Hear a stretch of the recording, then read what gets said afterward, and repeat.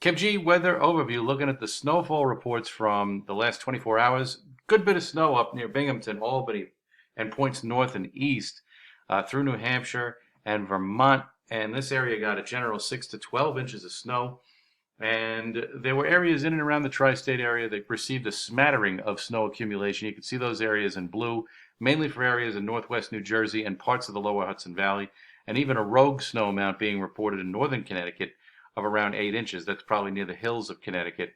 And that's all she wrote. Basically, everybody else getting some wet snowflakes at the end of the first system that we're going to have to deal with.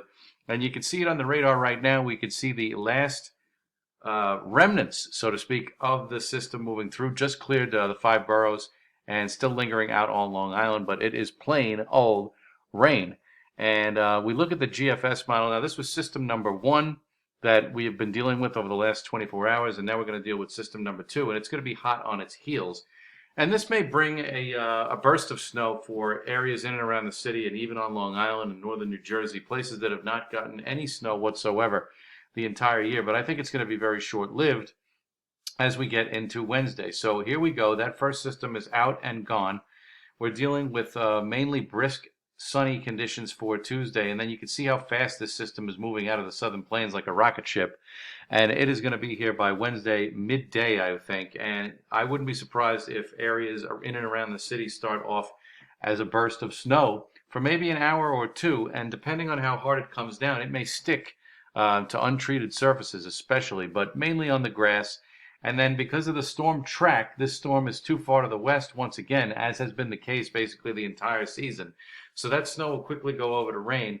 So we won't really see much in the way of accumulating snow, particularly as we go towards the Wednesday evening commute. If it's going to snow, it's going to be at the onset of precipitation, and then it'll probably quickly change over in most places. The areas that may get accumulating snow are the areas that we just looked at on the map for places that are upstate that got accumulating snow over 6 inches today. I think you stand a decent chance of getting more on Wednesday with this next system. But even here, the rain makes it all the way up into northern New England. This is by Thursday morning, and I think by early Thursday morning we're getting rid of this one, and we'll just be left with blustery, chilly for Thursday into Friday.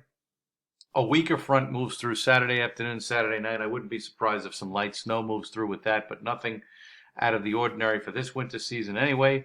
And then as we get into next Sunday night and Monday, we're going to deal with a frontal system, and this may spawn a storm along the mid and south Atlantic coast, but this model run would take it out to sea.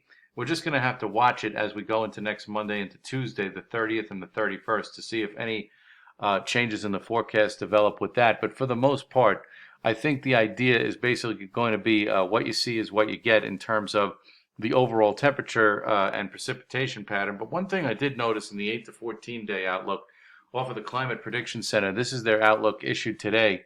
And this is the period, the forecast period is from January 31st through February 6th. And you can see that it's definitely more in the way of cold air for the lower 48 states. And that is going to be an interesting development as we go into the early part of February.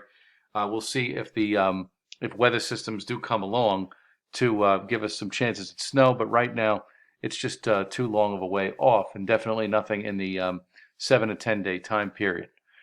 So when we look at the temperatures, we're looking at mainly lower 40s and raw conditions today as we deal with leftover rain chances. Tuesday, sunny, but definitely going to be a chilly one because those winds will be elevated, 15 to 20 miles an hour behind that departing storm. And then Wednesday, look at this, 42 with arriving clouds and snow breaking out and then quickly changing over to rain from south to north. Thursday, I think we hit our highs early in the morning. Look at this high of 48. That may happen overnight Thursday, and then our temperatures come down during the day. And then Friday back to where we should be this time of year with highs around 40. And the same thing with Saturday with a few degrees going up somewhat with highs around 45.